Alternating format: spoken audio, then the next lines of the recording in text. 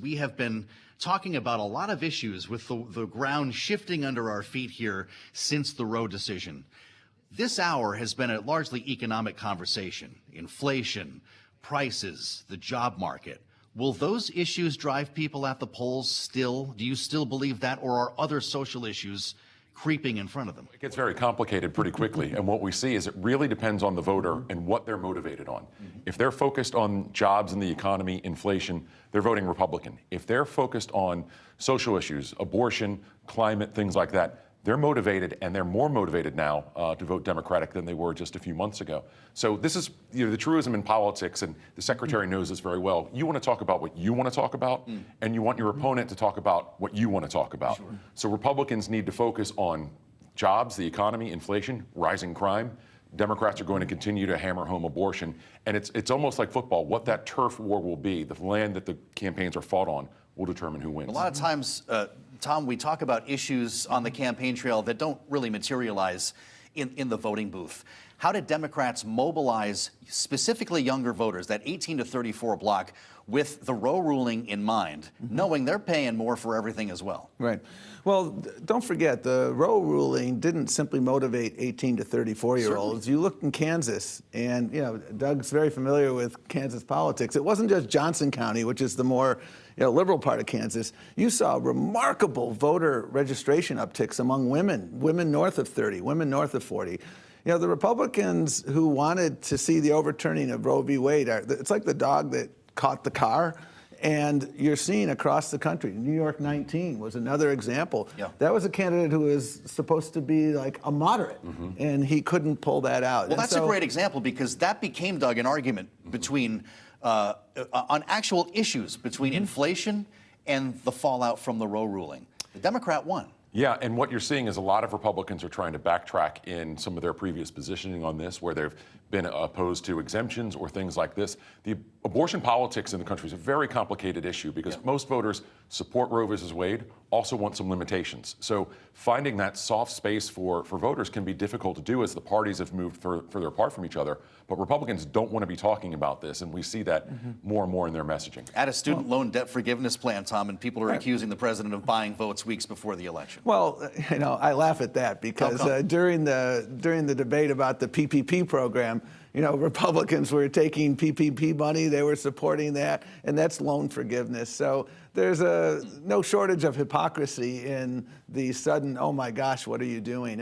And Democrats aren't shying away from talking about the fact that Joe Biden is delivering on promises. You look at the Inflation Reduction Act and what it's doing for prescription drug costs, and there's a very clear contrast between what Republicans weren't willing to do, which is give Medicare the authority to negotiate prices, a $2,000 cap on prescription drug costs for seniors. These are real things that you feel in your pocketbook. And a solar company just announced yesterday that they're going to be investing in U.S. workers as a result of our climate change action. So, ordinarily, and Doug and I have both been at the RNC, the DNC, respectively. Ordinarily, at this moment in time, there's a lot of headwinds facing the incumbent. But I'm feeling increasingly optimistic about the Senate, in no small measure, because we're fielding really good candidates, and they have Dr. Oz and others, and independent voters,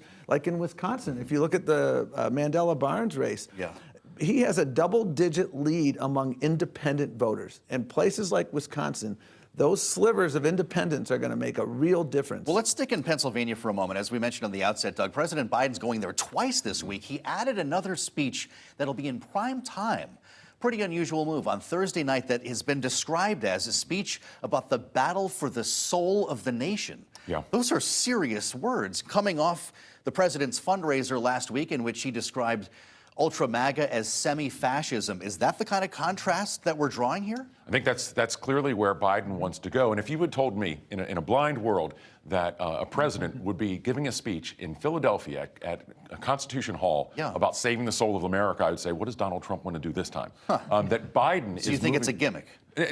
Everything in politics ultimately falls down to some kind of a gimmick, but this could be an effective tactic for Biden to really kind of frame the debate in the way that he wants to.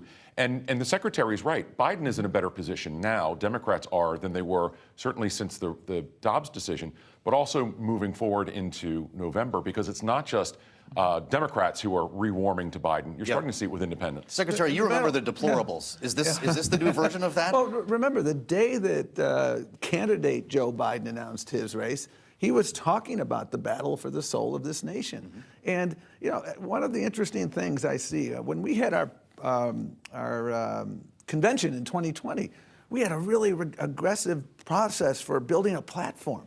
When Doug was at the RNC, they did the same thing. What did the Republicans do in 2020? They didn't have one.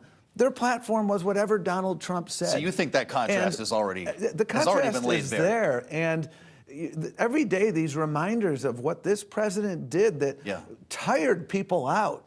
And I think there is a remarkable opportunity in a year which should be a major league headwind year for us, not only to get to 52 in the Senate. The winds are changing. But I think we have opportunities in the House. And New York 19 was one example. Political ad spending in the 2022 midterms has already broken a record for off-year congressional elections, set to plow through the all-time high of $9 billion spent on the 2020 presidential contest. Remarkable numbers here. Let's welcome back our panel, Doug Heye, Harvard Kennedy School Institute of Politics Fellow, and Tom Perez, former DNC chair, former U.S. Secretary of Labor. It comes down to a question then of allocating resources. Tom, you've been there, obviously running the DNC. When you have cases like we have in the battleground Senate races, including Arizona, say Pennsylvania, Georgia, where candidate quality becomes an issue, your candidate has the advantage. Do you spend more money to close the deal or reallocate resources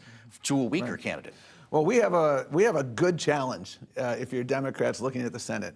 Look at Ohio, for instance. Tim Ryan is holding his own.